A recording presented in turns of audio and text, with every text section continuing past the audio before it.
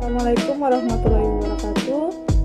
Perkenalkan, nama saya Sri Angelika Kasasi dengan NIM 1814201088, kelas A3 semester 6. Pada saat ini saya akan memaparkan materi tentang asuhan keperawatan kegawat daruratan, obstetrik dan ginekologi antepartum dengan dosen pengampu Nurse Verzenia Mastur Escape MP. Kita masuk pada pembahasan. Jadi kegawatan obstetrik adalah kondisi kesehatan yang mengancam jiwa terjadi dalam kehamilan atau selama dan sesudah persalinan dan kelahiran. Terdapat sekian banyak penyakit dan gangguan dalam kehamilan yang mengancam kesehatan ibu dan bayinya. Kita masuk pada asuhan keperawatan kegawat daruratan dengan plasenta previa. Contoh kasusnya yaitu pasien ibu hamil G3P2A0 usia 36 tahun datang ke Rumah Sakit Abdul Malik pada tanggal 28 November 2014 dengan keluhan pasien mengeluarkan darah dari kemaluan sebanyak 3 kali, ganti pembalut sejak 6 jam sebelum masuk ke rumah sakit. Keluarnya darah tidak disertai rasa sakit dan berwarna merah segar. Gejala seperti mulas yang menjalar ke pinggang hilang timbul dan semakin lama semakin sering, serta kuat tidak dirasakan pasien. Keluar air-air, kemaluan pun disangkal. Pernah melakukan antenatal care di bidan dan dinyatakan letak lintang. Pasien memiliki riwayat diurut di bagian perut. Usia kehamilan pasien adalah 35 minggu dengan gerakan janin yang masih dapat dirasakan. Pada pemeriksaan fisik umum didapatkan kesadaran kompos mentis, tekanan darah 120/80 mmHg, nadi 80 kali per menit, pernafasan 20 kali per menit, suhu 37 derajat Celcius, konjungtiva anemis. Pemeriksaan fisik obstetri didapatkan TVU tinggi fundus uteri yaitu 30 cm dari simfisis pubis. Pada Leopold 1 tidak teraba bagian janin pada fundus uteri. Pada Leopold 2 letak melintang teraba balotemen kepala pada salah satu fosa ilaka dan bokong pada fosa ilaka yang lain. Pada Leopold 3 dan 4 tidak teraba bagian janin pada bawah uteri.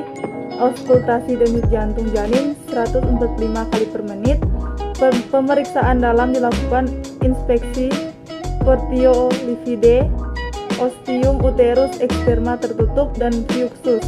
Pemeriksaan colok vagina tidak dilakukan.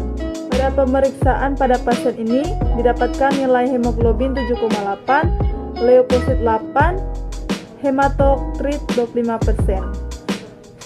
Selanjutnya ada analisa data. Yang pertama itu DS. Pasien mengatakan mengeluarkan darah dari kemaluan sebanyak 3 kali. Pasien mengatakan lemas dan pusing. Pasien mengatakan lemah. Pasien mengatakan aktivitas dibantu oleh keluarga dan perawat seperti ganti baju dan sibin. Pasien mengatakan merasa takut dan sangat gelisah jika terjadi apa-apa dengan janin dan kesehatannya. Pasien mengatakan tidak tahu tentang plasenta previa. Selanjutnya ada data objektif. Yang pertama itu keluar darah dari kemaluan sebanyak 3 kali. Pasien tampak cemas dan takut. Aktivitas tampak dibantu keluarga. Pasien tampak lemah dan merasa badannya lemas. Pasien tampak banyak bertanya tentang plasenta previa. Pasien tidak pernah mengikuti diskusi kesehatan. TTV, tekanan darah 120/80 mmHg, nadi 80 kali per menit, respirasi 20 kali per menit, suhu badan 37 derajat Celcius, hemoglobin 7,8, hematokrit 25%, leukosit 8. Di sini saya mengambil 3 diagnosa keperawatan. Yang pertama itu shock hipovolemik berhubungan dengan perdarahan antepartum. Yang kedua, risiko tinggi cedera berhubungan dengan perdarahan pravagina. Dan yang terakhir itu intoleransi aktivitas berhubungan dengan perdarahan. Kita masuk pada diagnosa yang pertama yaitu shock hipovolemik berhubungan dengan perdarahan antepartum. Intervensi, observasi yang pertama, identifikasi riwayat kehilangan darah misalnya jumlah, nyeri, adanya pembekuan darah, identifikasi penyebab perdarahan, identifikasi riwayat yang berhubungan dengan perdarahan kehamilan awal, periksa vagina untuk menilai warna, jumlah, konsistensi, dan bau perdarahan, terapeutik, posisikan ekstremitas bawah lebih tinggi. Implementasi, mengidentifikasi riwayat kehilangan darah, mengidentifikasi penyebab perdarahan, mengidentifikasi riwayat yang berhubungan dengan perdarahan kehamilan awal. Evaluasi, S, pasien mengatakan masih pendarahan, O, tekanan darah 120/80, respirasi 20 kali per menit, A, masalah belum teratasi, P, lanjutkan intervensi. Masalah yang kedua yaitu risiko tinggi cedera berhubungan dengan perdarahan vagina. Observasi, monitor tanda dan gejala perdarahan, monitor nilai hemoglobin sebelum dan setelah kehilangan darah. Terapeutik, pertahankan bed rest selama perdarahan, batasi tindakan invasi jika perlu. Edukasi, jelaskan tanda dan gejala perdarahan, anjurkan menggunakan kaos kaki saat ambulasi, anjurkan segera melapor jika terjadi perdarahan. Implementasi, mempertahankan bed rest selama terjadi perdarahan, monitor tanda-tanda perdarahan, membatasi tindakan invasif, menjelaskan tanda gejala perdarahan. Evaluasi, S, pasien mengatakan perdarahan berkurang. O, tekanan darah 120/80 mmHg, nadi 80 kali per menit, respirasi 20 kali per menit. A, masalah teratasi sebagian. B, lanjutkan intervensi. Diagnosa yang terakhir yaitu intoleransi aktivitas. Intervensi utama, manajemen energi observasi. Identifikasi, gangguan fungsi tubuh yang mengakibatkan kelelahan. Monitor kelelahan fisik dan emosional, monitor pola dan jam tidur. Terapeutik, sediakan lingkungan nyaman dan rendah stimulus, misalnya cahaya, suara, dan kunjungan. Lakukan latihan rentang gerak pasif dan aktif. Berikan aktivitas distraksi yang menenangkan. Fasilitas duduk di sisi tempat tidur jika tidak dapat berpindah atau berjalan. Edukasi, anjurkan tira baring, anjurkan melakukan aktivitas secara bertahap, ajarkan strategi coping untuk mengurangi kelelahan.